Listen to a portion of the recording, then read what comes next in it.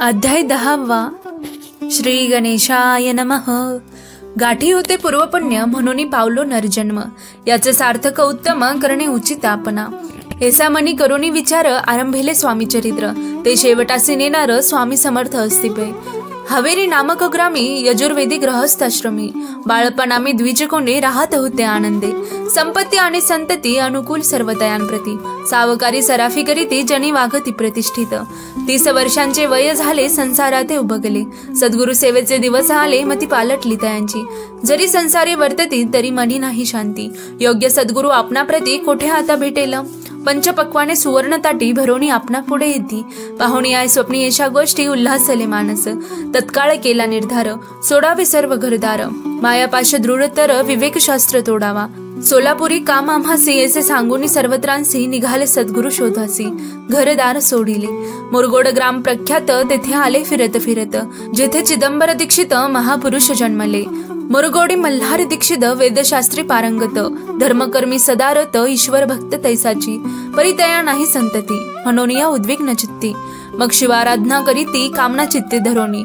12 वर्ष अनुष्ठान केले शंकराचे पूजन, सदाशिव प्रसन्न होऊन वर देती तयांसी। तुझी भक्ती पाहून संतुष्ट झाले माझे मन, मीच तुझा पुत्र होईन भरवसा पूर्ण असावा। एकूण या वरासी आनंदले मानसी, वार्ता सांगता कांतेसी तीही चित्ती तोषले। 9 मास भरता पूर्ण कांता प्रसवली पुत्ररत्न, मल्हार दीक्षिते आनंदानं संस्कार केले यथाविध।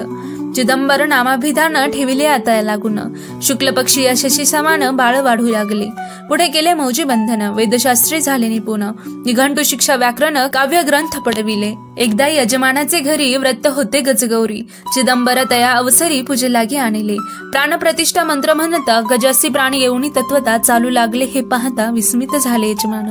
येशी लीला अपार दाखवी ती चिदंबर, प्रत्यक्ष जे का शंकर जगोद्धारार्थ अवतरले। असो पुढे प्रौढपणी यज्ञ केला दीक्षितांनी, सर्व सामग्री मिळवणे द्रव्य बहुत खर्चिले।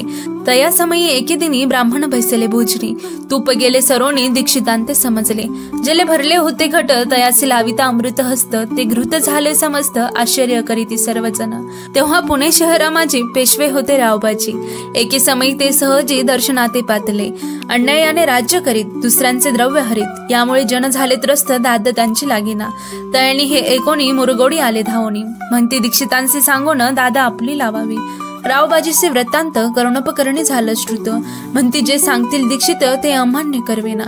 मग दीक्षितांचे निरोप पाठविला, आम्ही येतो दर्शनाला, परी आपण आम्हाला त्वरित निरोप द्यायचे। असे सांगता दीक्षितांप्रती तयावेळी काय बोलती, आता पालटली तुझी मती त्वरित मागसी निरोप। कोपला तुझवर ईश्वर जाईल राज्यलक्ष्मी सर्व, वचनी ठेवी निर्धार निरोप तुझला दिला असे। सिद्ध वाक्य सत्य झाले रावबाजीचे राज्य गेले, ब्रह्मावरती राहिले परतंत्र जन्मवरी। एक समय अक्कलकोटी दीक्षितांच्या निघाल्या गोष्टी, तेव्हा बोलले स्वामी येती आम्ही त्याते जाणतो। यज्ञ समारंभाचे अवसरी आम्ही होतो त्यांचे घरी, तूप वाढण्याची कामगिरी आम्हाकडे ते होती। महासिद्ध दीक्षित त्यांचे वर्णिले अल्पव्रत, मुरगोडी बाळप्पा येत पुण्यस्थान जाणुनी। तेथे ऐकिला वृत्तांत अक्कलकोटी स्वामी समर्थ, भक्तजन तारणार्थ येती रूपे प्रगटले। इथे श्री स्वामी चरित्र सारामृत नाना प्राकृत कथा समंत, सदा परिसोत प्रेमळ भक्त दशमोध्याय गौडहा। श्री स्वामी राजार्पण नमस्तु, शुभम भवतु, श्रीरस्तु, श्री स्वामी समर्थ।